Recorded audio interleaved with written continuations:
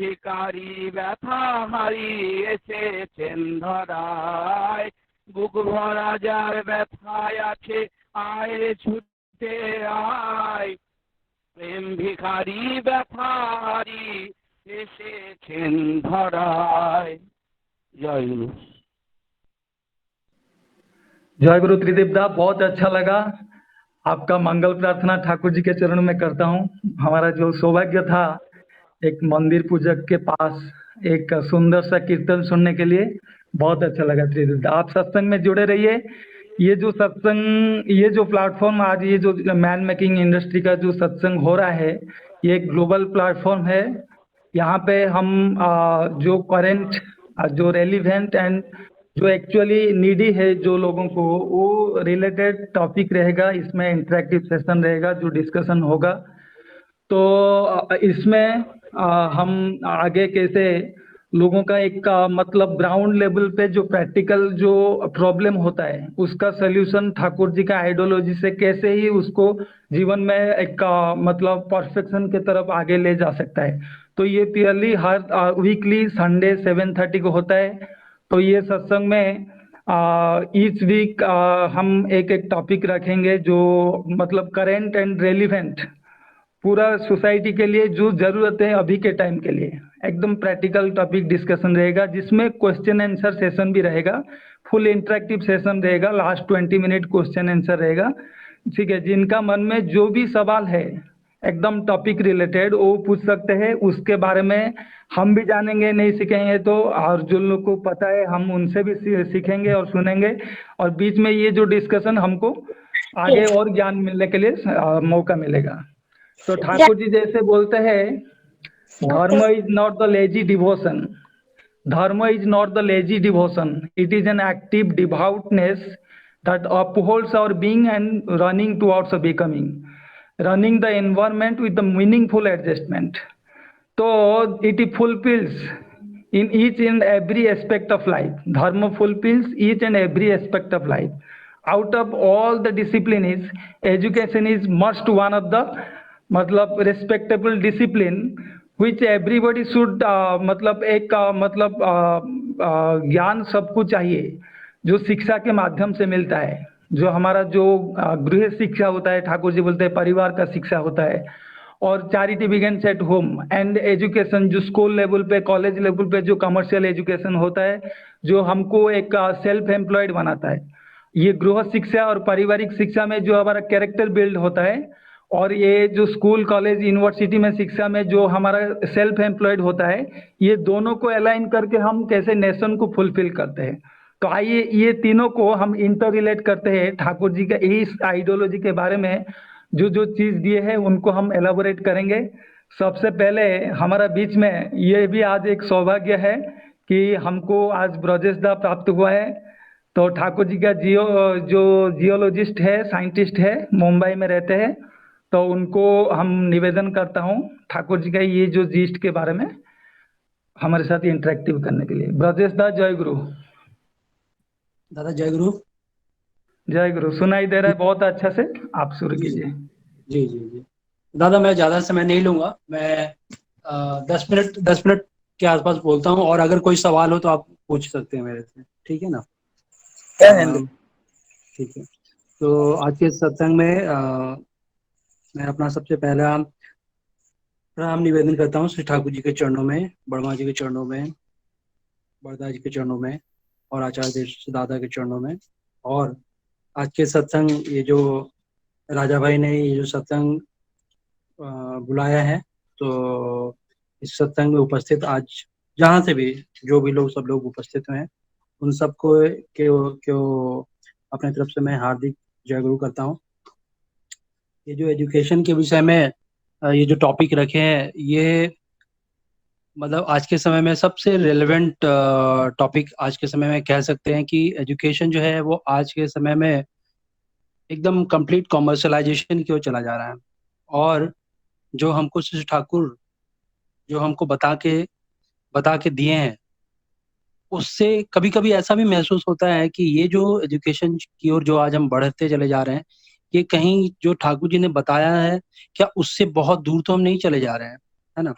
तो इसमें मन में एक द्वंद भी पैदा होता है कि क्या जो टोटली कमर्शियल एजुकेशन है उसमें चले जाके और जो हमको वहां से मिलता है वही क्या हमारे जीवन को पूर्ण करने का फुल पोटेंशियल रखता है, या फिर जो श्री ठाकुर जी हमको बताया कि गए हैं शिक्षा के विषय में, तो क्या वो आज के समय में ज्यादा रेलिवेंट है।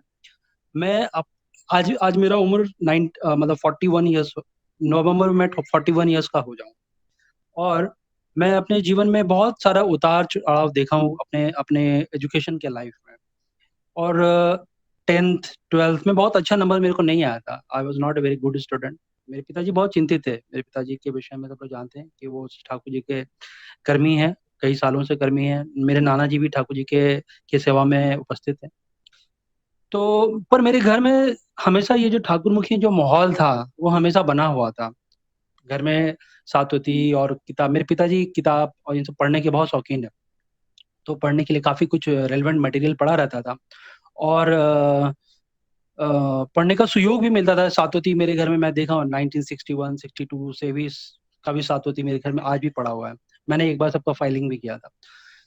तो लेकिन क्या होता है कि जब हम टेक्निकल एजुकेशन जब पढ़ रहे हैं, तो मैं केंद्रीय विद्यालय में पढ़ा, तो उतना अच्छा स्टूडेंट मैं नहीं था, और मेरे बहुत अच्छा नंबर भी नहीं आता था। लेकिन धीरे धीरे जब मैं मेडिकल का एजुकेशन पढ़ना चाहता था, लेकिन मुझे वहाँ नहीं हुआ। उसके बाद पिताजी मेरे को गाइड किए कि कुछ ऐसे एजुकेशन में जाओ जहाँ पर भीड़ कम होता है। तो उन्होंने मुझे जियोलॉजी का एडमिशन कराया, और फिर मुझे जियोलॉजी में पढ़ने में मन लग गया। फिर वहाँ से मैं IIT रुड़की गया, और फिर वहाँ से मास्टर्स किया। उसके बाद फिर मैं नौकरी में हूँ, और जो भी ठाकुर का काम और अपने अपने नौकरी परिवार सब चलाने की कोशिश कर रहा हूँ। तो ये जो मैं 2004 से जॉब में हूँ, और रुड़की में भी पढ़ा, सब कुछ देखा, मास्टर्स वहाँ भी करके गया। और पिताजी बहुत खुश भी हुए कि हाँ चलो ठीक है, कुछ नहीं हुआ तो कम से कम मास्टर अच्छे यूनिवर्सिटी से किया, वो भी एक बहुत बड़ा अचीवमेंट हो जाता है। तो दिल में एक तसल्ली था। लेकिन मुझे आज जब मैं अभी मेरा 2004 के बाद, जब मैं 2004 में पास आउट हुआ था और आज 2020 है, सो इट्स रफली अराउंड 16 ईयर्स।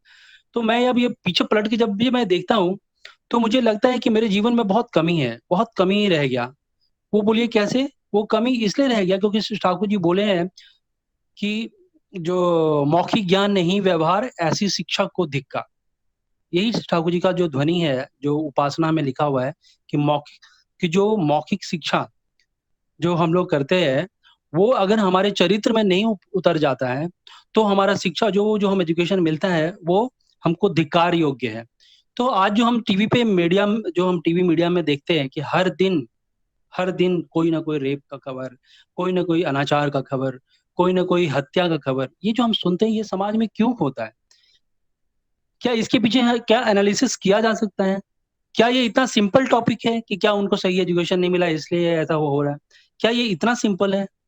श्री ठाकुर जी ये सब बात को समझते थे। श्री ठाकुर जी 1888 में आए थे, और उस वक्त जब समाज का वो एनालिसिस किए थे, और जब शरद चंद्र चैटर्जी से उनका बातचीत होता तो बोलते, तो श्री ठाकुर बोलते कि समाज बिल्कुल सड़ चुका है।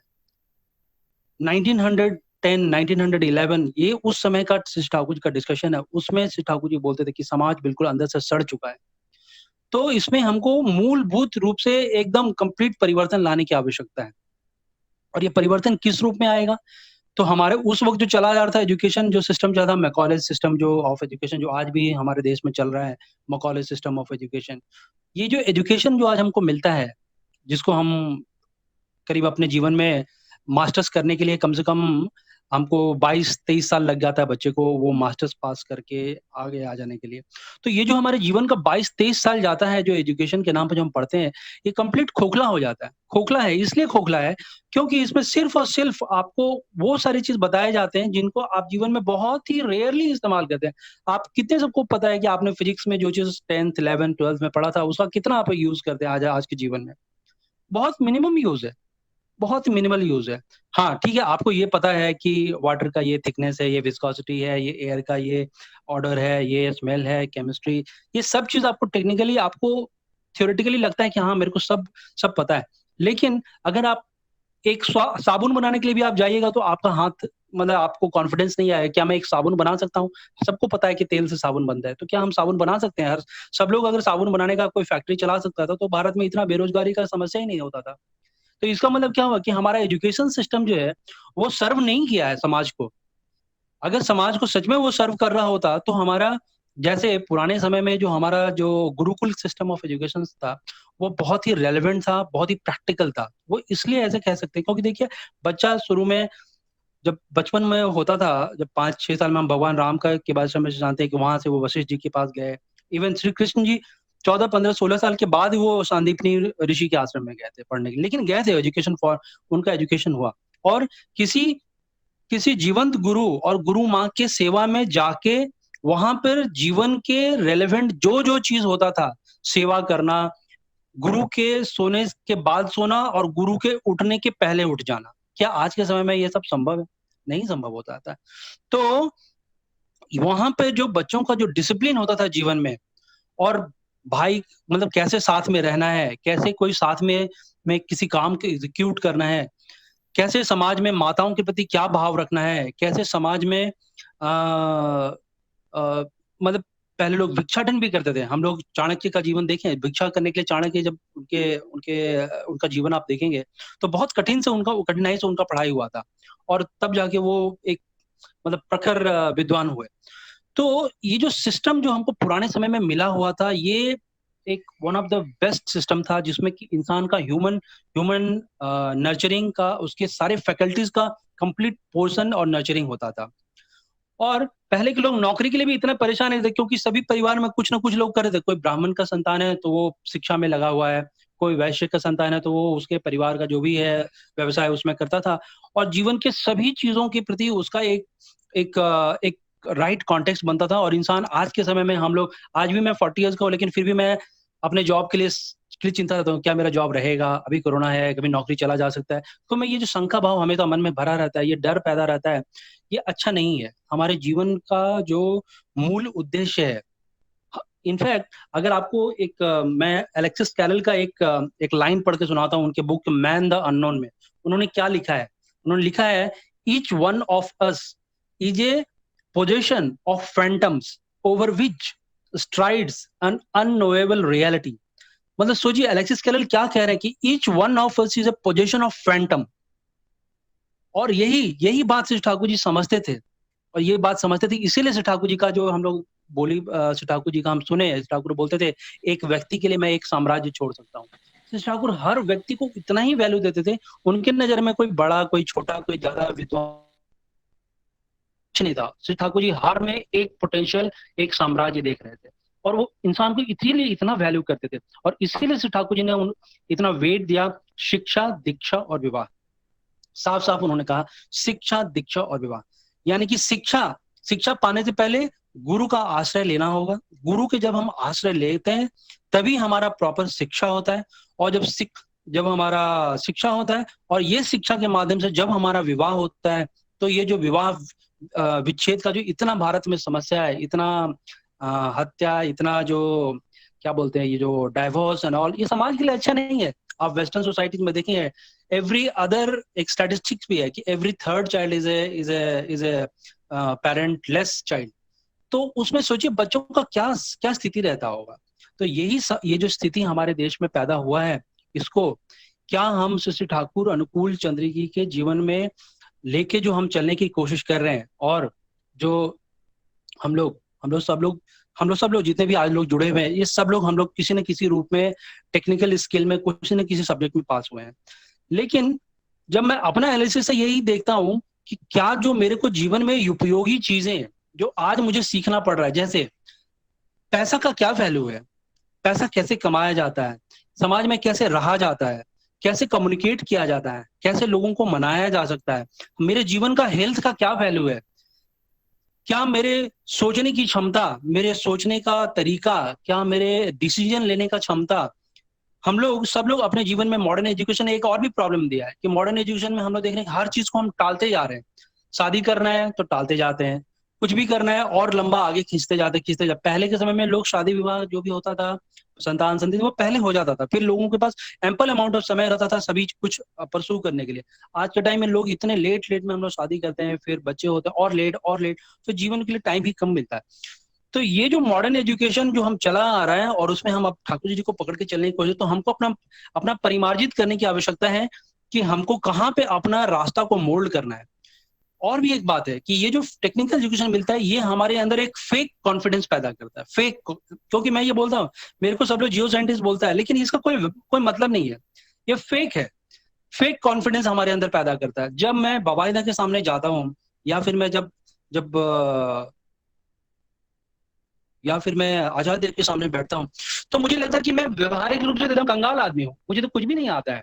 और उनको जब देखता हूँ, अभी रिसेंटली में एक जो पिछले दिन जो वीडियो आया था, जब भी सिर्फ में ठाकुर परिवार के सभी लोग बैठे हुए हैं और सब लोग सुंदर भाव से कीर्तन पर, कितना अच्छा लगा, दिल को एकदम तसल्ली मिला। इतना कोरोना काल में एकदम सूखा में, एकदम जो ड्राई बना हुआ, उसमें आचार्य देव का एक एक बूंद नजर पाया तो कितना दिल में रस भर गया, तो अच्छा लगा। तो ये जो हम लोग देखते हैं, वो देख के हमको मन में लगा कि हम लोग कितने कंगाल हैं, पिता माता से इतने दूर रहते हैं, और सब कुछ जो हम अपने पिता माता को सुख देना चाहते हैं वो भी दे नहीं पाते हैं, और फिर भी कहते हैं कि हम लोग सब लोग। तो ये जो हमको अपने जीवन में परिमार्जित लाना है, हम अपने जीवन से ये जो फेक कॉन्फिडेंस हमारे एजुकेशन सिस्टम में भरा गया है, इसको तोड़ करके, और जैसा भी बवायदा या आचार्य देव दादा या अबिंदा, इनके इनके शरणापन होके, और जैसे जैसे अपने जीवन में हमको परिवर्तन लाना है, वो जैसे जैसे गाइड करते जाए हमारे जीवन में, और हम अपने जीवन में एक मिशन लेके कि वो हमारे जीवन में क्या चाहते हैं, उसी मिशन के हिसाब से जब हम अपने जीवन को परिमार्जित करते जाएंगे, हमको ठीक ठीक रास्ता भी दिखना शुरू हो जाता है कि हाँ मुझे क्या करना है। जब मैं अभी बता रहा हूँ कि मैं पिछले 2-3 सालों में ही मैंने अपने, जब ये चीज को मेरे को रियलाइज हुआ कि मैं अपने जीवन में बहुत चीज डिले करता जा रहा हूँ, तब फिर मैंने फटाफट डिसीजन लेना शुरू किया कि मुझे क्या क्या करना है, मुझे क्या करना है, मुझे घर चाहिए, मुझे क्या और फैसले हैं जो मुझे परिवार के लिए करने हैं, मुझे अपने लिए क्या करना है। ये जो सारे डिसीजन मैं फटाफट लेने का अभी का कोशिश कर रहा हूँ। और इसमें जरूरी नहीं है कि मुझे सक्सेसफुल हुआ, लेकिन मुझे ये पता है कि जब तक मैं हार्ड डिसीजन अपने जीवन में नहीं लूंगा, तब तक मेरे जीवन में ये सब जो समस्या है वो लगा रहेगा। इसलिए हार्ड डिसीजन हमको लेना पड़ेगा। और श्री ठाकुर जी से हमको यही सीखने को मिलता है कि जीवन इतना आसान नहीं है, आपको कठिनाई तो फेस करना ही पड़ेगा, स्ट्रगल करना ही पड़ेगा, लेकिन दिल में अगर खूब विश्वास रहे, श्रद्धा भरा रहे, तो आपको कोई अड़िग नहीं कर सकता है। हमारे दिन में जो कर्तव्य भाव लेके करना है कि वो मेरे विषय में क्या सोचेगा, मेरे अड़ोस पड़ोस में क्या सोचेगा, ये सब सोचने की आवश्यकता नहीं है। मेरा कर्तव्य क्या है, मैं एक अपने घर का बड़ा लड़का हूँ, मेरा क्या कर्तव्य है परिवार के लिए, मैं अपने ऑफिस में एक एम्प्लॉय हूँ, मेरा वहां क्या कर्तव्य बनता है, मैं अपने सोसाइटी में रहता हूँ, वहां पर मैं एक मेंबर हूँ, तो मेरा क्या क्या कर्तव्य बनता है। जैसे मैंने फर्स्ट एड का ट्रेनिंग किया, तो फर्स्ट एड का ट्रेनिंग को मैं समाज में कैसे उपयोग में ला सकता हूँ, ताकि किसी को भी कुछ चोट लगा, कोई कुछ हुआ, तो क्या मैं उनको हेल्प कर सकता हूँ। ये जो सारे व्यवहारिक चीजें, प्रैक्टिकल चीजें हमको खुद भी सीखना है। मेरे व्यवहार से मेरे जो बच्चे हैं वो भी सीखेंगे। अगर मेरा व्यवहार ठीक नहीं है, मैं हर बात पे चिड़चिड़ा होकर बोलता हूँ, या फिर मैं मेरा रहन सहन ठीक नहीं है, या फिर मैं कैसे बोलते, घर में आदमी जैसे जैसे भी रह सकता है तो वैसे रहते हैं, तो क्या होता है उससे मेरे बच्चों के संस्कार पे एक असर पड़ता है। तो हमारा जीवन में डिसिप्लिन, हमारे जीवन में श्रद्धा भाव, और मेरे देखा देखी मेरे संतान संतति परिवार सबको लाभ मिले, यही बोलूंगा। और इससे ज्यादा और बोलने का से और ज्यादा टाइम खराब होगा। और भी बहुत सारे लोग हैं जो कि अपना दिल का बात रखना चाहेंगे। मैं बहुत ज्यादा थ्योरेटिकल रखने का कोशिश नहीं किया हूँ, मैंने जो अपने जीवन में जो प्रैक्टिकल और व्यवहारिक रूप में जो मुझे समझ में आया है, मैं वही बात आप लोगों से शेयर कर रहा हूँ। कि मेरा 15 साल का एक्सपीरियंस है, ये जो मैंने आज आपको एक्सपीरियंस, ये 15 साल का एक्सपीरियंस है। एक चीज और बताना चाहता हूँ कि हमको, मैं जो अपने अनुभव से बता रहा हूँ कि जो आज का समय है, दिस इज इंफॉर्मेशन एज, और इस इंफॉर्मेशन में हमको अपडेटेड रहना बहुत जरूरी है।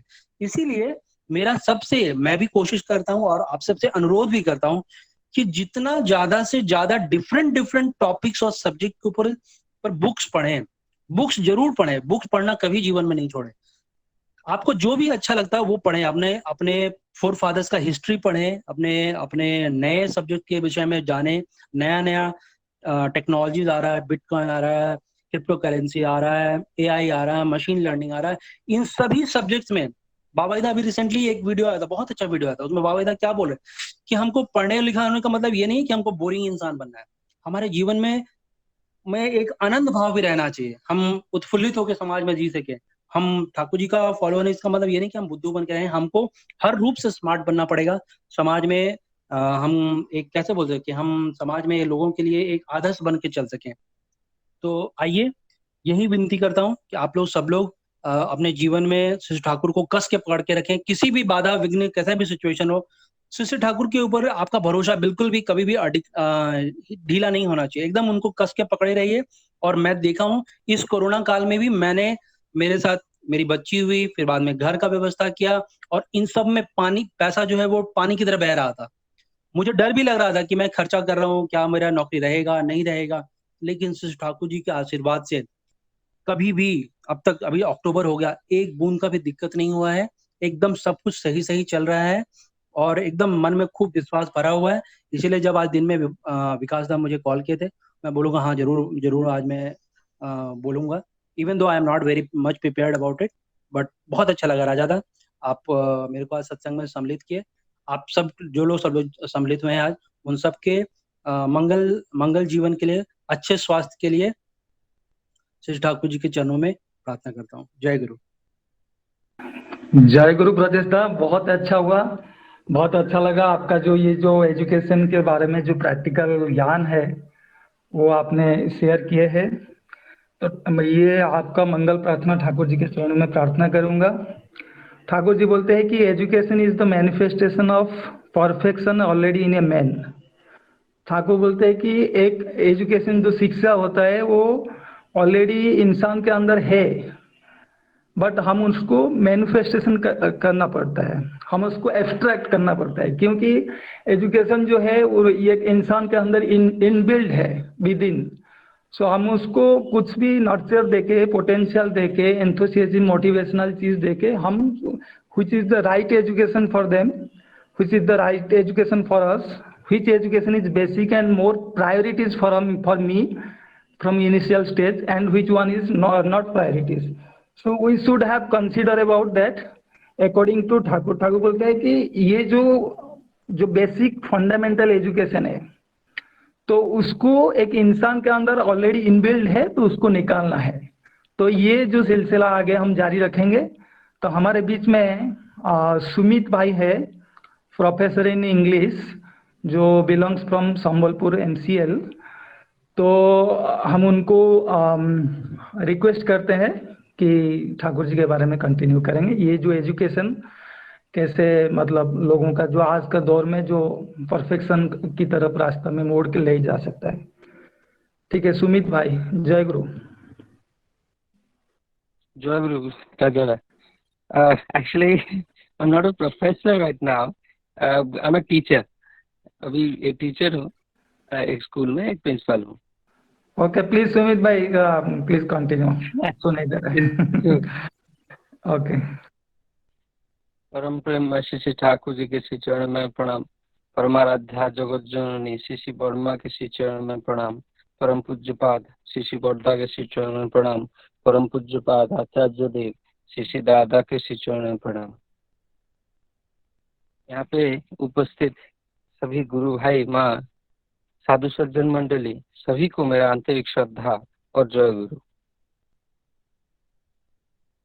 तो जब आज राजा भाई बोले कि ठाकुर जी के आयुर्वेद के बारे में कुछ बोलना है, तो मैं सोच रहा था कि कौन कौन होंगे सत्संग में।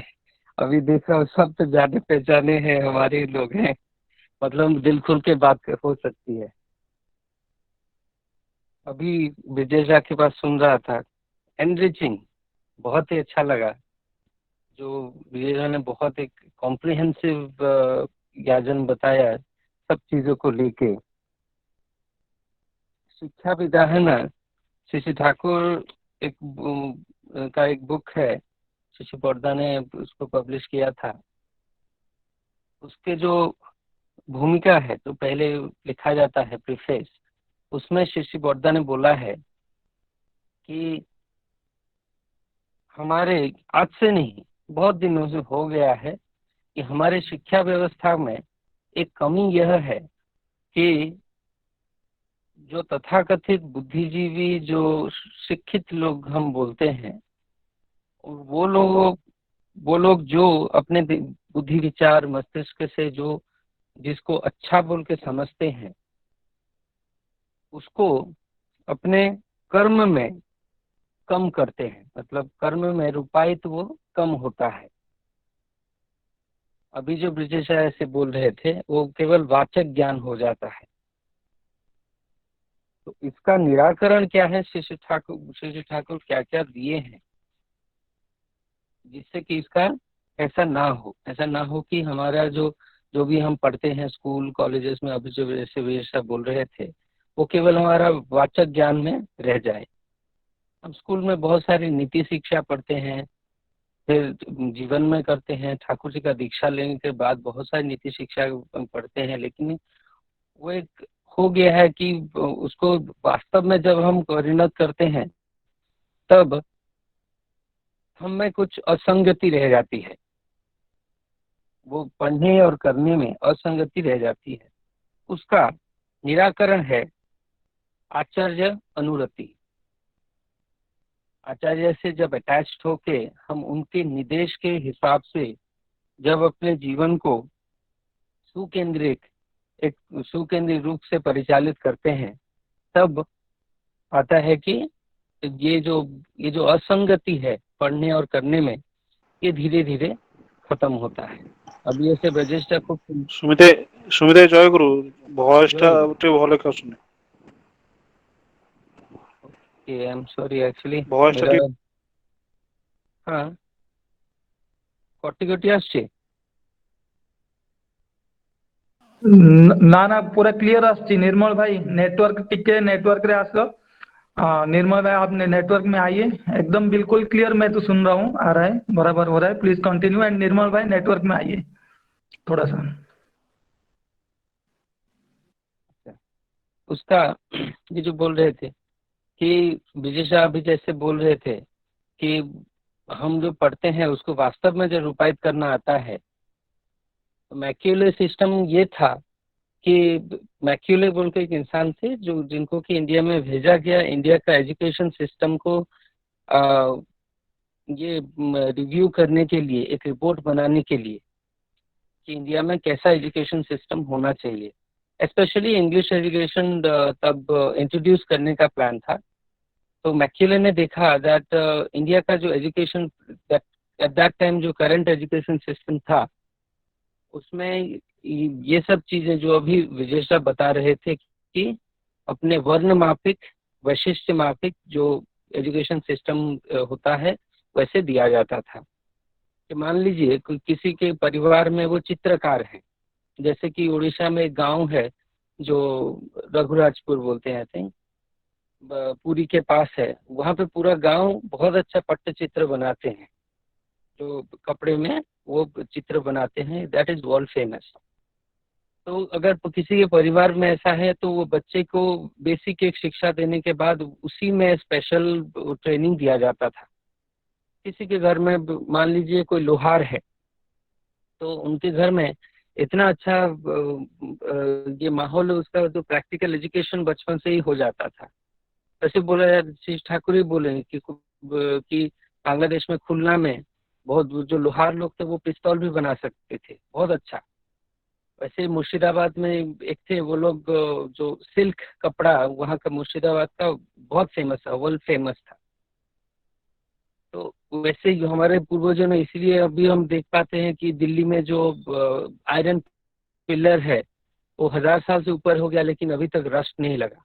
तो तभी का वो ये जो वंशानुक्रमिक जो वैशिष्ट्य जो है, पारिवारिक वैशिष्ट्य, वर्ण माफिक जो वैशिष्ट्य है, उसको जो परिपोषण करते करते वो इतना अच्छा एक लेवल, स्टैंडर्डाइज लेवल तक चला गया था कि वो मतलब बेस्ट, वर्ल्ड में बेस्ट एक स्टैंडर्ड बन गया था।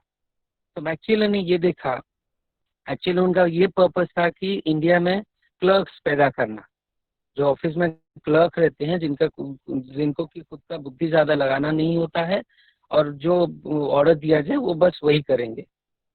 क्योंकि तभी ब्रिटिश से मतलब लंदन से क्लर्क लाना मुश्किल था, तो इंडियंस लोगों को ऐसा एजुकेशन सिस्टम देंगे जिसमें कि वो क्लर्क्स ही पैदा होंगे जो अपना ज्यादा बुद्धि यूज नहीं करेंगे। इसलिए सिविल सर्विस में भी एक उनको अलाउ नहीं किया जाता था। तो इसीलिए उन्होंने ये सिस्टम हमारे लागू किया कि बस उनको थोड़ा लिटरेशन दे दिया जाए, एजुकेशन नहीं। श्री ठाकुर के पास कुछ शिक्षक आए थे, वो लोग बोले कि ठाकुर शिक्षा कैसा होना चाहिए। ठाकुर जी बोले कि शिक्षा वैशिष्ट को परिस्फुटित करता है, वही शिक्षा है। जो हमारा इनर जो कैपेसिटी है उसको जो परिस्फुटित करता है। फॉर एग्जाम्पल देखिए, पंच पांडव थे महाभारत में। अगर गुरु द्रोणाचार्य सब लोगों को अगर शास्त्र ज्ञान देते या सब लोगों को अगर गदा विद्या सिखाते थे तो शायद अर्जुन ये इतना अच्छा तीरंदाज नहीं बनते थे। या सब लोगों को धनुष तीर का देते थे तो शायद भीम इतना अच्छा गदाधारी नहीं बनते थे। तो उन्होंने गुरु द्रोणाचार्य ने क्या देखा, सबका वैशिष्ट्य देखा। ठाकुर जी बोले वही एक टीचर का कर्तव्य होना चाहिए कि बच्चे का वैशिष्ट्य क्या है वही को उसको पहचानना। तो गुरु द्रोणाचार्य ने सबका वैशिष्ट्य देखे और उसी हिसाब से सबको ट्रेन किए and they became the best in their field. तो यही चीज हम लोगों के आजकल के जो शिक्षा है, जो विजय साहब बोल रहे थे, उसमें लैकिंग है। होपफुली जो नया एजुकेशन पॉलिसी आया है 1920, तो होपफुली कि इसमें थोड़ा इस तरफ ये जो वैशिष्ट माफिक शिक्षा की तरफ आगे जा रहा है। शायद ये ठाकुर जी का आइडियोलॉजी थोड़ा देखे है कि वैशिष्ट के माफिक जैसे पढ़ना है, मतलब अभी है कि बच्चे का जो इंटरेस्ट है जो सब्जेक्ट में वही इंटरेस्ट पड़ेगा। Then practical education, Thakur ji ने जो बोला है हाथे कलम में शिक्षा, मतलब पढ़ाई लिखाई और वास्तव कर्म में जो शिक्षा, उस तरफ जो ये क्लास 6 से बच्चों को इंटर्नशिप देना समर टाइम में, इस तरफ थोड़ा थोड़ा आगे बढ़े। सब नहीं लेकिन थोड़ा तो इम्प्रूवमेंट हुआ है इस दिशा से। तो होपफुली कि हमारे बच्चों के टाइम में, अभी जो छोटे हैं उनके टाइम में ये अगर ये और इम्प्रूव होता है, थोड़ा टाइम लगेगा पूरा, लेकिन इम्प्रूव होता है अगर तो बहुत अच्छा हो जाएगा। लेकिन एक बात आती है कि ये सब होगा शिक्षा, लेकिन इसको जब हमारा टेस्ट का टाइम आता है, टेस्ट मतलब बोल रहा हूँ कि मेंटल टेस्ट, तो मान लीजिए जब कोई कठिन परिस्थिति आती है, फॉर एग्जाम्पल बोल रहा हूँ कि एक अगर मान लीजिए 17-18 साल का लड़का है या लड़की है, तो श्री ठाकुर के आइडियोलॉजी के हिसाब से उनको तभी ठाकुर इष्ट के काम में उनको उस दिशा में जाना चाहिए। ठाकुर जी इसीलिए बोले हैं कि यौवन एक ऐसा समय होता है जो कि साधना के लिए बेस्ट टाइम होता है, क्योंकि बचपन में बुद्धि नहीं होता है, जब एज हो जाता है तब एनर्जी नहीं रहती है। तो इसलिए यौवन एक ऐसा समय है जबकि साधना किया जाना चाहिए। तो वो समय में मान लीजिए 17-18 साल का लड़का है, ठाकुर जी ने बोला है सत्यानुसरण की में कि अगर हृदय में मातृभाव जागृत नहीं होता है तो कोई लड़की की ओर देखना भी नहीं चाहिए। ये सब बहुत कुछ बोला है। तो लेकिन हमारा टेस्ट का टाइम कब आता है, जब एक लड़का कोई सुंदर लड़की को देख लेता है, रास्ते में जा रहा है कोई सुंदर लड़की को देख, तो वो ठाकुर जी का जो आइडियोलॉजी है वो उसके वो टाइम में प्रायोरिटी लेता है और अपने आप को वो कंट्रोल कर पाता है, अपनी प्रवृत्ति को कंट्रोल कर पाता है या नहीं ना। इसीलिए श्री ठाकुर बोले हैं कि असीम যখন সসীম হয় সীমায় লন স্থান वृत्ति भेदी टान होले ताई देखी भगवान। ये जो वृत्ति भेदी टान होता है वो क्या होता है, जैसे ठाकुर से पूछा गया ये क्या होता है, ठाकुर बोले कि अगर एक कुत्ता कोई एक उसको भी छोड़ के जब चला आता है, वापस चला आता है मालिक के पास, वही होता है वृत्ति भेदी टान। मेरा जो भी वृत्ति प्रवृत्ति है, जब वो पूरा एकदम टेस्ट टाइम में मुझे खींचता है, वही मेरा टेस्ट टाइम। और तभी मैं जब उस चीज को छोड़ के जब वापस आता हूँ, ठाकुर की आइडियोलॉजी के पथ में जब आता हूँ, तभी होता है मेरा प्रकृत वृत्ति भेदी टान, और तभी सार्थक होगा कि मैंने ठाकुर जी का दीक्षा लिया है और उसको वास्तव में चरित्रायित मैंने किया है। देखिए आजकल बहुत देखने को मिलता है कि हम सत्संगियों में भी कि हम सत्संग जाते हैं, ठाकुर जी का आइडियोलॉजी पढ़ते हैं, अच्छा देव संग करते हैं, बाबा का संग करते हैं, लेकिन जब विवाह का टाइम आता है तो हम बोलते हैं कि प्यार अंधा होता है। वो टाइम पे और कुछ नहीं होते, कुछ नहीं काम आता।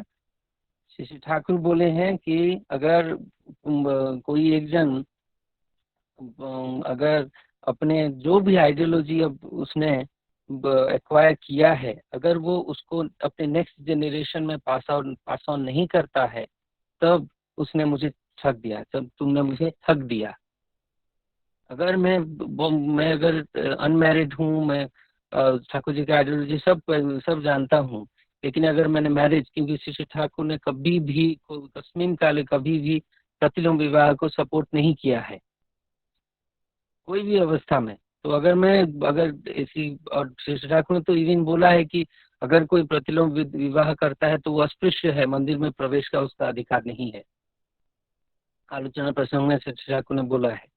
तो अगर मैं ऐसा काम अगर करता हूँ, कभी अगर मैं आवेश में आके इमोशन में बह के प्यार अंधा है ये सोच के अगर मैं अगर प्रतिलोम विवाह कर बैठता हूँ, तो ये होगा कि मैंने श्री ठाकुर जी को ठग दिया।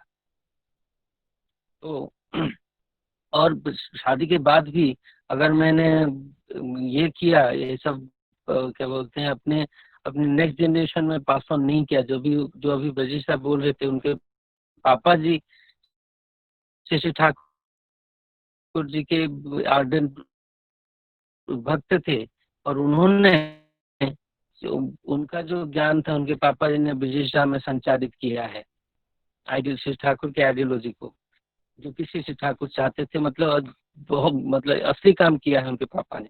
अभी हमारा कर्तव्य है कि हम अपने नेक्स्ट जनरेशन में कैसे यही चीज को संचारित करें, जो शिक्षा दीक्षा और विवाह है।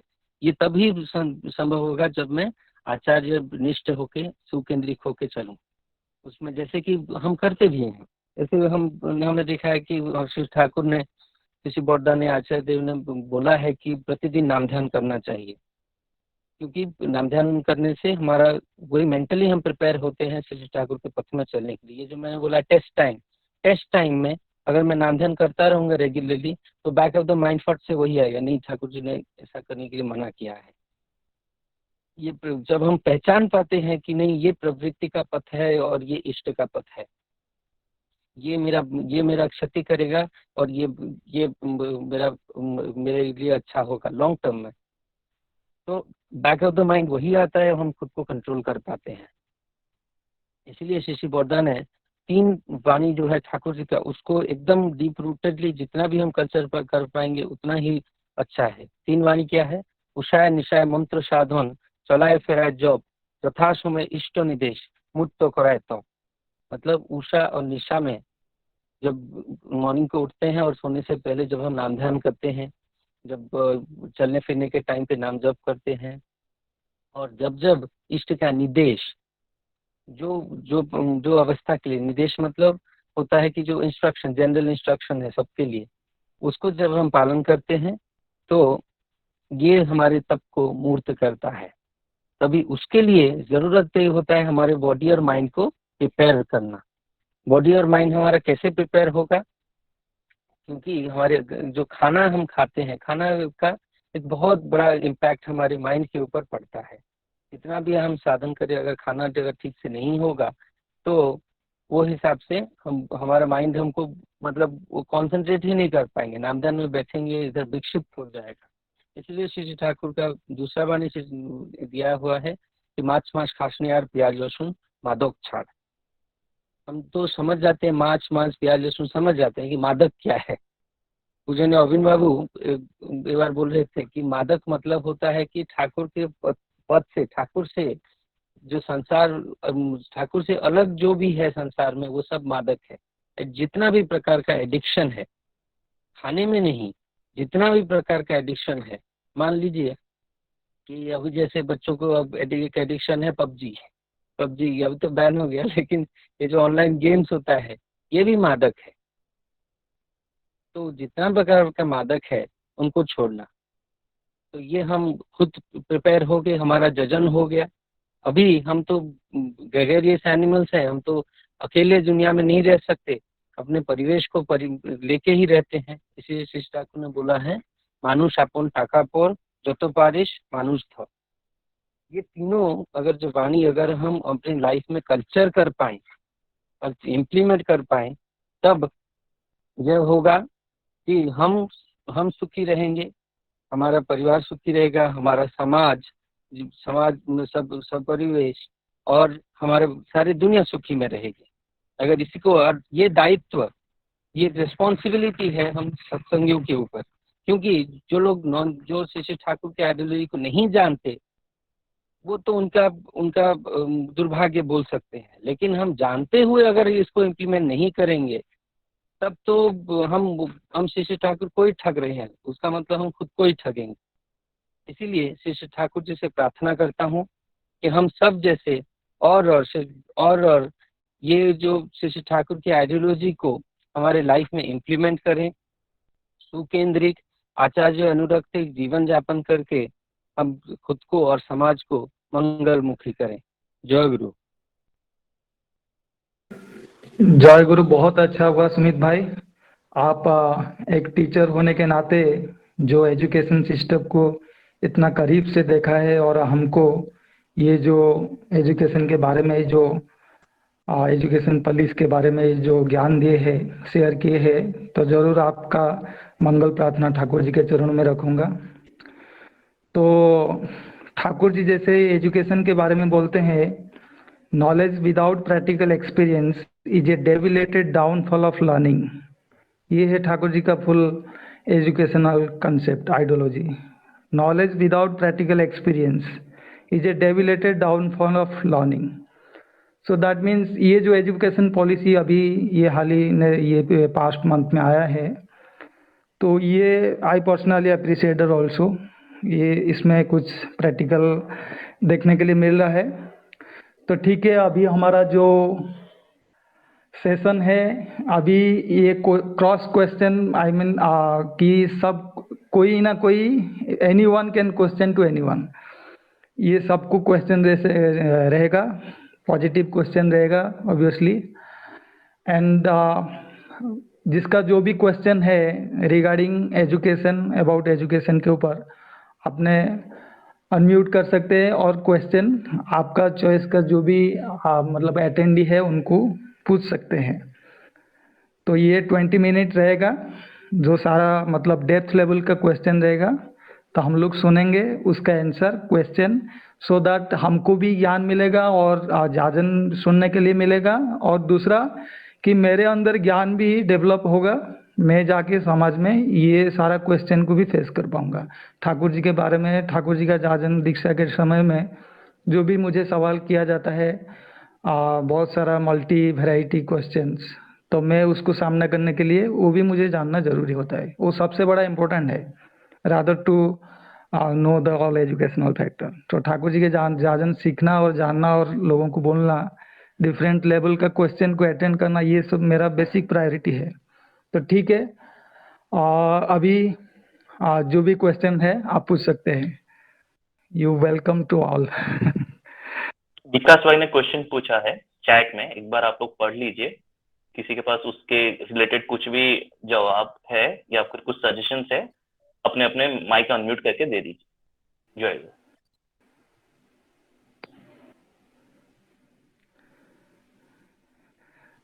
विकास भाई आप डायरेक्ट भी अनम्यूट करके पूछ सकते हैं क्वेश्चन, सो कि सबको मतलब एट ए टाइम सुनने के लिए आएगा। जय गुरु। एक्चुअली मेरा क्वेश्चन था कि जो ठाकुर जी ने बोले हैं कि शिक्षा को अपने व्यवहार में कैसे उतारे, ये जो हमारा जो पुस्तकगत शिक्षा होता है और उसमें हमारा व्यवहारिक शिक्षा, उसमें बहुत अंतर होता है। तो ठाकुर जी के धारा के अनुसार हम इसको व्यवहार में कैसा अपने आचरण में उतारे और उसको लेके हम अपना जीवन को वर्धन के रास्ते में कैसे ले सके, इसका थोड़ा सा मैं एक्चुअली जानना चाहता हूँ।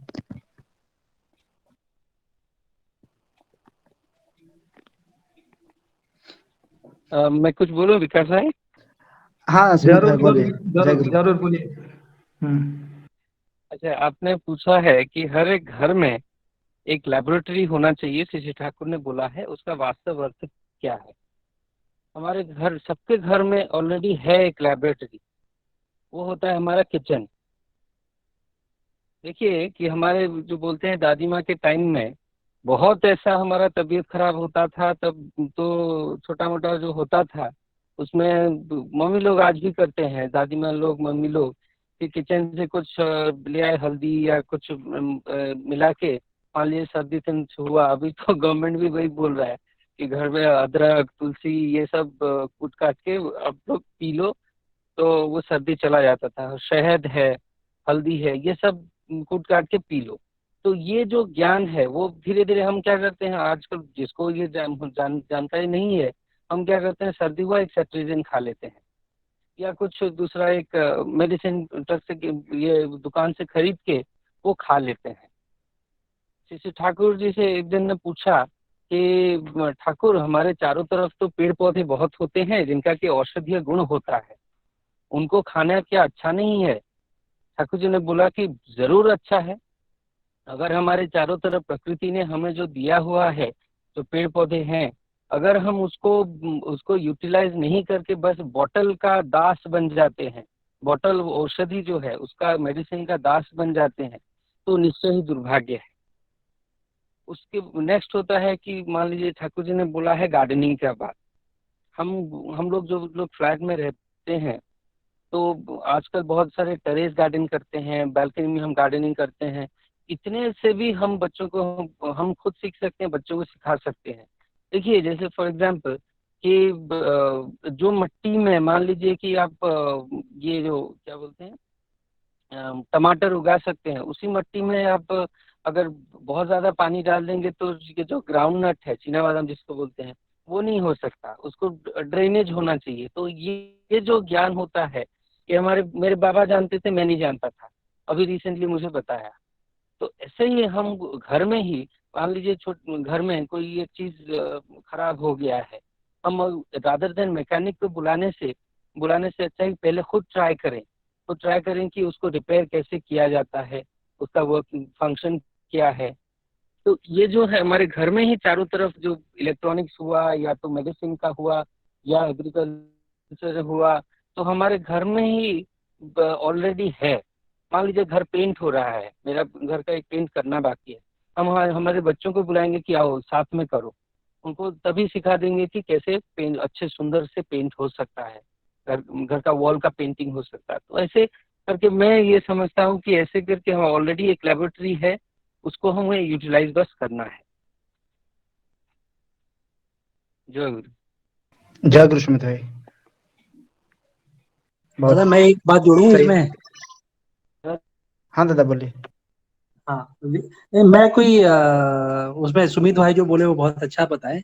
मैं सिर्फ एक इसमें सुंदर सा कहानी जोड़ूंगा खाने के विषय में, जो कि मैं श्री ठाकुर जी का किताब है ये पुण्य प्रवाह, उसमें श्री ठाकुर जी एक बार बताते हैं, ननीरा को बोलते हैं कि रसोई बनाना खूब सुंदर ढंग से सीख लेना चाहिए। जो जो सुमित भाई बता रहे थे ना किचन के विषय में, उसी के विषय में मैं आपको बता रहा हूँ कि उसी में ठाकुर जी बोले हैं, क्या ठाकुर जी का अपना शब्द है कि रसोई बनाना खूब सुंदर ढंग से सीख लेना चाहिए, खासकर पुरुषों को।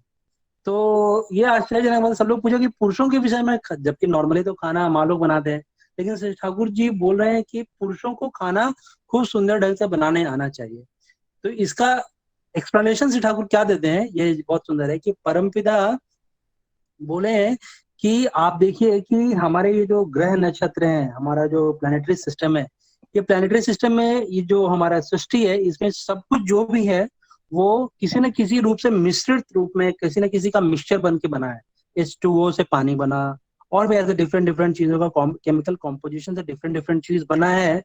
तो किचन में जो लोग काम करते हैं, जो किचन में रसोई बनाते हैं, इस रसोई के माध्यम से ही आप बहुत कुछ प्लानिटरी सिस्टम और अन्य चीजों के विषय में भी जान सकते हैं। तो ये सुंदर सा एक्सप्लेनेशन श्री ठाकुर जी ने वो ननीदा को, आप सबको पता होगा कि ननीदा, कहीं आप कहानी सुने होंगे, तो ननीदा वाज एक्सेलेंट कुक। जैसे तो वो जो वहाँ पर यति आश्रम में था, वहाँ पर मोस्ट ऑफ द टाइम वही भोग बनाते थे शिव ठाकुर जी का। तो शिव ठाकुर जी ये हम पुरुषों के लिए बताए हैं। तो ये एक मैं बहुत सुंदर सा बात, एक रेलेवेंट टॉपिक मेरे मन में आया था, मैं आप लोगों को शेयर किया। जय गुरु। जय गुरु प्रतिष्ठा। और जिसका भी क्वेश्चन है आप मतलब विदाउट एनी हेजिटेशन आप सबने अनम्यूट करके भी पूछ सकते हैं और आंसर भी साइमल्टेनियसली दे सकते हैं। और दूसरा क्वेश्चन किसी से?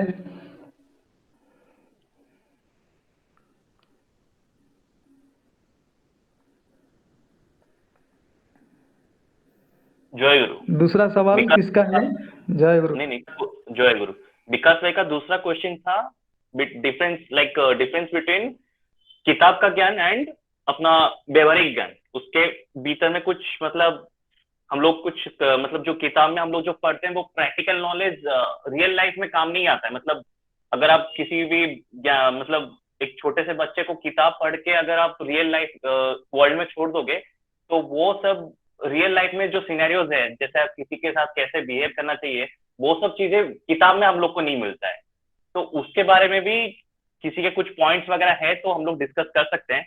मेरे तरफ से मैं बस इतना बोलूंगा कि श्री ठाकुर जी का बात यह है कि अगर आप मतलब जो व्यवहार है हम लोग कोशिश मतलब हम लोग को कोशिश करना चाहिए कि ठाकुर जी का एक वाणी है छोटा सा कि आप अपने फैमिली, अपने लिए, अपने जाति और देश के लिए, उसके वर्तमान और भविष्य के लिए दायी हो। द अमाउंट ऑफ रेस्पॉन्सिबिलिटी यहाँ पे जो है हम लोग के लिए आते डिवोटी ऑफ श्री ठाकुर, तो हम लोग को अपना जो व्यवहारिक ज्ञान है, अपना जो अपना बिहेवियर है, अपना जो अपना स्टेटस है या फिर लोग हम लोग को जिस तरह से देख रहे हैं, अगर हम छोटा सा भी गलत काम करते हैं दैट हम लोग वो चीज अपना चारों ओर इम्पैक्ट करता है। जैसे मैं अपने सोसाइटी में रहता हूँ और मैं घर में क्या कर रहा हूँ, मेरे घर में क्या हो रहा है, उसका इम्पैक्ट मेरे बाजू वाले घर में भी पड़ता है, उनके घर में भी क्या होता है वो चीज मेरे फैमिली में भी वो सब चीजें पड़ता है। हम ज्यादा मतलब वो चीज अगर मेरा बिहेवियर कुछ ऐसा रहेगा कि जैसे लोग देख के सीखे और जाने ठाकुर जी के बारे में, हाँ ये ठाकुर जी का भक्त है, वो बिहेवियर वगैरह आप किताब में नहीं, आप ठाकुर जी के बारे में ज्यादा से ज्यादा पढ़ के, इवन ठाकुर जी का है my life is my message, Thakur ji ने क्या करके बताया है वो हम लोग के लिए मैसेज है। वो बिहेवियर वगैरह, बिहेवियरल जो ज्ञान है, नॉलेज है, वो हम लोग करते करते सीख सकते हैं, या ठाकुर जी की किताब पढ़ के सीख सकते हैं, या उनका जो लाइफ उन्होंने जैसे करके दिखाया वो सब करके हम लोग सीख सकते हैं। किताब से नहीं मिल सकता है, बट हम अपने पिता माता जो भी है कैसे उनको प्रॉपरली, जितने अपने से जो बुजुर्ग लोग हैं उनको कैसे बिहेव करना है, क्या करना है सोशल लाइफ में, वो सब भी सीख के आगे बढ़ना चाहिए।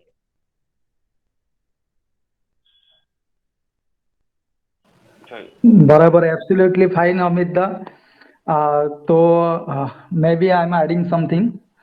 सो एक्चुअली ये जो हुआ है हमारा संस्कार की बात हुआ है, जो हमारा गृह का शिक्षा होता है, जो पारिवारिक शिक्षा होता है, और दूसरा एक कमर्शियल एजुकेशन जो किताब और प्रोफेशन। हम किताब में मास्टर डिग्री तक आए, पीएचडी तक गए, फिर जाके नौकरी दूसरा कर रहे हैं, नौकरी में वो चीज़ काम में नहीं आता है, दूसरा चीज़ काम में आता है। तो there is the huge hell and heaven difference between the practical work and between the और प्रोफेशनल एजुकेशन। तो हम लोग तो निकाल चुके हैं वो, हम ठाकुर जी को पकड़ के ये सोसाइटी में आके, ये जो एडवांस सोसाइटी है, ठाकुर जी का जो दुनिया है, इसमें जो रूट कॉज में ठाकुर जी एजुकेशन के बारे में गए हैं, तो उनका ज्ञान लेके, उनका बात आइडियोलॉजी सुन के हमारा अंदर जो ज्ञान उदय किए हैं, तो हमको अभी पहचान में आ गए हमारा जो आफ्टर 10th, नहीं तो आफ्टर 5, 6, 7, आजकल का तो 3, 4 जब ये क्लास 3, 4 में आ जाते हैं, तभी से हम लाइफ का एक प्रॉपर डिटर्मिनेशन देना चाहिए ये जो एजुकेशन के बारे में, ताकि हम फ्यूचर में आफ्टर 10th स्कूल, कॉलेज या डिग्री, डिप्लोमा कंप्लीट करने के बाद एकदम रियलिस्टिक हो पाए। तो हमको कोई सजेस्ट करे, एटलीस्ट हम ठाकुर जी का आइडियोलॉजी की जिस भाव से, जिस धारा से समझे हैं, तो उसी भावधारा को हम ताकि नेक्स्ट जनरेशन को समझाएं, मोटिवेट करें कि रियलिस्टिक एजुकेशन में जाओ, ऐसे ट्रेंड में जाओ जो ट्रेंड में आपको आपका जो प्रोफेशनल एजुकेशन इन बैक तो आपका करियर में हेल्प करेगा। तो वो चीज़ हम उसको ध्यान देंगे। ठीक है, जय गुरु। नेक्स्ट सवाल किसी का है तो वो पूछ सकते हैं। राजा भाई जय गुरु। मेरा जय गुरु बोलिए। मैं ब्रजेश दा को पूछना चाहूंगा। ब्रजेश दा, जो लोग मतलब जो लोग इष्टबुद्धि स्वस्थानी पालन नहीं करते हैं, जो दीक्षा ले है, और जो लोग एक्चुअली करते हैं, वो लोग का दोनों का अंतर में, उन लोग का डिफरेंस क्या है, वो मेरे को थोड़ा जानकारी चाहिए था। अच्छा, टंकधर दा, जय गुरु। मैं आपका, अगर आपका प्रश्न को वापस से मैं रिपीट कर रहा हूँ ताकि मैं अपने लिए कि मैं सही समझा हूँ। आप ये पूछना चाह रहे हैं कि जो लोग ठाकुर जी का दीक्षा और स्वस्तनी लिए हैं उनका जीवन, और जो लोग श्री ठाकुर जी का दीक्षा और स्वस्तनी नहीं लिए हैं उन लोगों के जीवन में क्या डिफरेंस आता है, यही आप जानना चाहते हैं ना? नहीं, एक्चुअली जो लिए है, एक्चुअली प्रॉपरली लोग मतलब ठाकुर जी को नहीं मान रहे, और हम लोग जो मतलब ठाकुर जी का जो अभी आज के दिन में बहुत लोग सोचते नहीं लिए दीक्षा लिए, लेकिन प्रॉपरली वो ठाकुर जी को जो पालन नहीं करते, और जो पालन करते हैं उसमें क्या इसका डिफरेंस क्या है? दादा, आपके सवाल में ही एक्चुअली आपका आंसर छुपा हुआ है कि अगर मान लिया मैंने श्री ठाकुर जी का दीक्षा लिया है ना, और श्री ठाकुर जी का दीक्षा लेने के बाद जैसे कि जो सुमित भाई बता रहे थे कि उसमें श्री ठाकुर जी का जो पहला ही जो सुंदर ढंग से बताया हुआ है कि उषा निशा मंत्र साधन चलाए फिरा जब यथा समय इसने से मूर्त कराई तब, है ना। तो इसका मतलब क्या हुआ कि हमको जब हम दीक्षा लेते हैं उस वक्त ही हमसे कुछ प्लेज, वो जो दीक्षा पत्र मिलता है उसमें कुछ प्लेज लिखे होते हैं पीछे में। उसको अगर आप ध्यान से देखेंगे तो उसमें स्वतः अनुज्ञा है, उसमें इष्टवृत्ति के विषय में लिखा हुआ है कि इष्टवृत्ति करना है, यजन याजन हमारा नित्य कर्म होना चाहिए। तो इस सब का पालन करने की बहुत ज्यादा आवश्यकता होती है। लेकिन हम लोग अपने जो सांसारिक जीवन जीते हैं, मैं भी अपना भी एग्जांपल दे सकता हूँ कि मैं भी इवन दो मेरा दीक्षा class I think class 7th या 8th क्लास में जब मेरा दीक्षा हुआ था, उसके बाद से भी मैं बहुत ज्यादा कभी भी ये सब इष्टवृत्ति करता था लेकिन कभी भी ढंग से पालन नहीं करता था। और ये सिलसिला चल रहा था अप टू जब मैं मुंबई में आया, और मुंबई 2006 में आया, और 2006 के बाद भी आई बिलीव 2010 9 या 10 में जब मैं बदलापुर मंदिर गया फर्स्ट टाइम। मैं 2006 में मुंबई आया था और 2009 या 10 में, मुझे एग्जैक्ट ईयर याद नहीं है, तो 9 या 10 में मैं जब बदलापुर मंदिर में फर्स्ट टाइम गया था, वहां से धीरे धीरे धीरे धीरे धीरे धीरे धीरे बहुत मेहनत लगता है, बहुत एफर्ट लगता है। कीर्तिदा और ये जितने भी हमारे गुरु भाई लोग जो बड़े लोग हमारे यहाँ मुंबई में हैं, कहने के लिए सब लोग सिंपल सिंपल लोग हैं, लेकिन इन सब का जीवन पे बहुत प्रभाव पड़ता है। और वो जब हर बार आपको स्नेह देते हैं, स्नेह के साथ आपको बुलाते हैं, आपसे डिफरेंट डिफरेंट टाइप का काम करवाते हैं, सेवा आप देते हैं, दिल से आप जब सेवा करने लगते हैं, तो ये जब आप वास्तव रूप से जब आप सेवा भाव से जब आप ठाकुर जी के जब करने लगते हैं ना, तभी आपके जीवन में वो जो ठाकुर जी का बात जो आप करना चाहते थे या नहीं कर पा रहे हैं अपने जीवन में, वो सब चीज इम्प्लीमेंट ऑटोमेटिकली होने लगता है। सेवा से होता है। आप जब सेवा से, जैसे कि जब उत्सव होता है, उत्सव के समय में हमको, उत्सव के समय में 1000 काम होता है। हम अपने लिए निर्धारित करें कि मुझे कौन सा काम अच्छा लगता है, मैं कौन सा काम कर सकता हूँ, जिसमें मेरा सामर्थ्य है, मैं वो काम करूंगा। और वो काम मैं अपनी पूरी निष्ठा के साथ करूंगा, उसमें कोई कोताही नहीं बरतूंगा। कोई दादा मुझे बार बार कॉल करके नहीं बोल रहे हैं कि दादा आप आइए ये काम कीजिए। अगर आप अपनी स्वतः इच्छा से जाके कोई काम करते हैं और उसमें आपके अंदर सिर्फ एक ही भाव होना चाहिए कि वहां कोई मेरे को बुलाया नहीं है या फिर किसी का शादी ब्याह में नहीं गया हूँ, वहां मेरे शिष्य ठाकुर जी का उत्सव है। जब ये मन में आपके अंदर चेतना आ जाएगा कि ये मेरे ठाकुर जी का उत्सव है और उसमें मैं सेवा दे रहा हूँ, इसमें मेरा कोई एक्सपेक्टेशन नहीं, किसी से भी नहीं, किसी से भी मेरा जीरो एक्सपेक्टेशन है, जीरो लाभ का भाव होना चाहिए मन में। जब इस तरह से सर्वहारा होके आप जब श्री ठाकुर जी के लिए सेवा करते हैं, जब ये दिल में जब ये बात उमंग आपका भरते जाता है ना धीरे धीरे, जब सेवा सेवा करते करते करते करते वहीं से आपका जो है ना आपका ट्रांसफॉर्मेशन शुरू होता है। आपका जो ईगो है ना वो नीचे उतर जाएगा और फिर धीरे धीरे धीरे धीरे फिर आप खुद स्वतः ही आप अपना सेल्फ एनालिसिस करने लगेंगे कि मैं तो ठाकुर जी को प्यार करना चाहता हूँ, पर फिर भी मेरा कोई वृत्ति प्रवृत्ति जो है ना वो घेर के कहीं और दूर लेके खींच के चला जाता। फिर आप वापस आएंगे, फिर कोई मिस्टेक करेंगे, फिर आप सो दूर चले जाएंगे। ये होता है, ये प्रैक्टिकल लाइफ में एक्सपीरियंस आप जितना ज्यादा करते जाएंगे उतना ज्यादा आप उस चीज को अनुभव करेंगे और अनुभव के माध्यम से फिर आप अपना जब संशोधन करते हैं तभी आपके जीवन में शिशु ठाकुर जी का बात जो है ना उतरना शुरू होता है। इसीलिए दीक्षा लेके कोई आदमी दीक्षा लिया है, अगर वो दीक्षा का बताया हुआ नियमों का पालन नहीं कर रहा है या फिर मैं ये बोलता हूँ कि बेसिक रूप से इष्टवृत्ति भी ढंग से नहीं कर रहा है, तो वहां से फिर मतलब उसका जो फल मिलना चाहिए ना वो उससे वो वंचित हो जाता है। वो कर तो रहा है लेकिन उसका फल जो है वो वंचित हो जाता है। तो उसके लिए भावना है चाहिए। आप इष्टवृत्ति करते हैं, हम सब इष्टवृत्ति करते हैं, लेकिन इष्टवृत्ति में जुड़ा हुआ है ये बात कि इष्टवृत्ति जो है वो हमारा कांस्टेंट स्टैग्नेंट नहीं रहना चाहिए। आपका क्षमता जैसे हर साल बढ़ता है, हर साल आप देखते हैं कि सामान का मूल्य वृद्धि होता है। हर आपके कंपनी में रहता है तो आप हर साल एक्सपेक्ट करते हैं कि आपको 5%, 6%, 10%, 12% कुछ तो इंक्रीमेंट मिले। तो अगर आपका इंक्रीमेंट होता है और आप उस चीज को क्या आप स्वस्तनी में वो बात आपका जो इष्टवृत्ति कर रहे हैं उसमें लागू नहीं होता है कि आपका इष्टवृत्ति आपका बढ़ना चाहिए, हर साल बढ़ना चाहिए। आपका इष्टवृत्ति हर साल बढ़ना चाहिए और आपकी क्षमता के अनुसार ही इष्टवृत्ति बड़ा होना चाहिए। पता चला कि आप कमाते हैं बहुत पैसा लेकिन ठाकुर जी के लिए इष्टवृत्ति करते हैं तो सिर्फ 2 रुपया 1 रुपया, तो वहां से कहाँ से आपको वो उसका लाभ मिलेगा। तो पहला होता है कि इम्प्लीमेंट करना, इष्टवृत्ति को ठीक से जीवन में इम्प्लीमेंट करना, यजन को ठीक से इम्प्लीमेंट करना अपने लिए। कोई आपको देखने नहीं जा रहा आपके मन में क्या चल रहा है। आप ठाकुर जी के जैसे सत्संग में बैठे हैं, ठाकुर जी के क्या बात सुन रहे हैं, लेकिन आपके मन में क्या चल रहा है कोई देखने जा रहा है क्या? कोई नहीं देख रहा है। आपके मन में क्या चल रहा है आप ही जानते हैं और आप ही उसके जज हैं और आप ही करता भी हैं।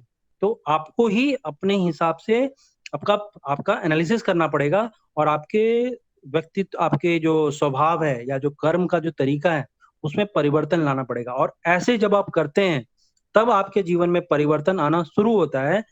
इवन स्वस्थनी लेके, क्या स्वस्थनी का 5 विधान है। स्वस्थनी का जो विधान है हम लोग जीवन सबसे पहला ही विधान है शरीर को श्री विग्रह मान के चलना।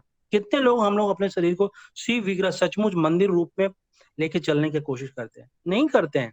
हम लोग अपने बॉडी का कभी कभी गलत अब्यूज भी होता है।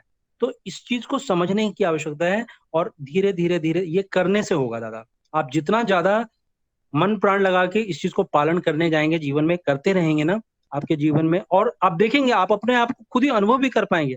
और ये भी होता है कि आपके जीवन में परिवर्तन आया है, सामने वाला देख रहा है लेकिन आपको लगता है कि अरे मैं तो वैसे ही हूँ वैसे। ये भी होता है कि आपको लगता है कि आप इम्प्लीमेंट कर रहे हैं, सामने वाला आपके अंदर बहुत सारा चीज अच्छा चीज देखता है और आपके अप्रिशिएट भी करता है, पर आपको लगेगा कि मैं तो वहीं पे हूँ, मैं तो वहीं पे हूँ। लेकिन ये एनालिसिस से आता है। तो इसीलिए मेरा अपना जो समझ जो बना है जिस ठाकुर जी को पकड़ के कि इम्प्लीमेंटेशन और सेवा भाव, सेवा और ठाकुर से जिसको बोलते हैं ना कि वो जो अभी दादा बोले थे एक शब्द वृत्ति भेदी टान, मतलब कि किसी भी रूप में ठाकुर जी से दूर नहीं छिटकना है। कोई कितना भी आपका मन बहला दे, भटका दे, आपको ठीक ठीक आप यही जाने कि आपके जीवन में जो मिला है आपको दीक्षा, जिसके माध्यम से मिला, उन्होंने आपके जीवन के लिए सबसे अच्छा काम किया है। आपके जीवन में इससे अच्छा चीज और नहीं कुछ हो सकता था।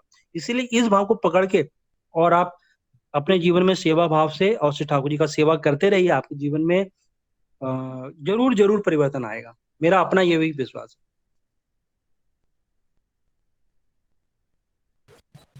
Thank you जय very गुरु। much once again. हेलो, हाँ जय गुरु भुवन राजा भाई भाई। जुड़े हैं, भुवन भाई आलोचना को कुछ करने चाहते हैं। नहीं नहीं जय गुरु, आलोचना जय नहीं, गुरु। मैं जय गुरु सबके जय गुरु। हमारे ये टंकधर, अच्छा मैं हिंदी बोलता हूँ। टंकधर भाई जो पूछे हैं मैं उसमें कुछ बोल सकता हूँ। हाँ दादा जरूर जरूर।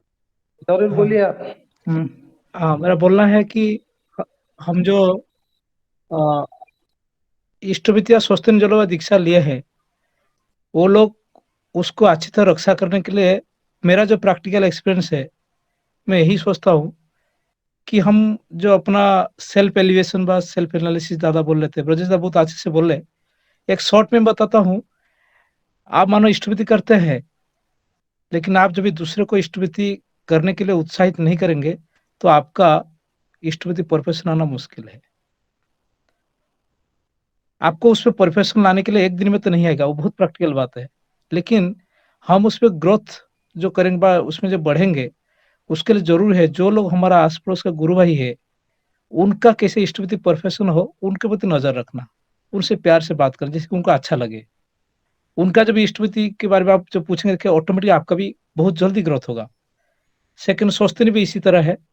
स्वस्तिनी आप जिसे पालन कर रहे हैं, बाकी लोग भी आपको लगा कि दूसरे लोग अच्छे से नहीं कर रहे हैं, लेकिन आपको यही पहले सीखना है कि जो जाजन है, मेरा बात सुन के मेरा ठाकुर का उपस्थिति है, मैं उसी तरह थोड़ा बोलूं और उनको किसी हाल में बुरा ना लगे। देखेंगे आपका इंप्रूवमेंट होगा। बात इस तरह होना चाहिए, दादा मैं तो ऐसा चलता हूँ और कुछ अच्छा कर सकते क्या उस पे, तो जो सामने वाला आदमी है वो भी सोचता है कि हाँ दादा मैं भी तो इस तरह चलता हूँ।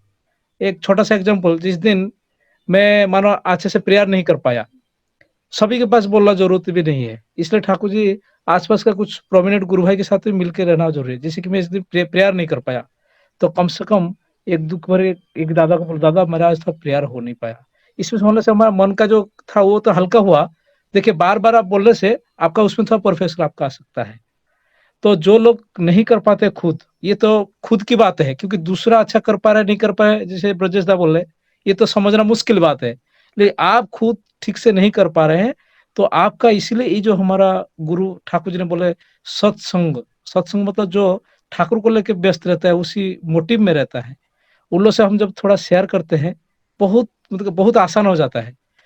मतलब ये नामधान को लेकर, दादा मैं आज इतना ही नामधान कर पाया, मतलब मेरा जो गलती में से तो दूसरे के पास बोलना शुरू किया। हम दूसरे का गलती बोलते हैं, लेकिन उसमें से हम डैमेज होते हैं।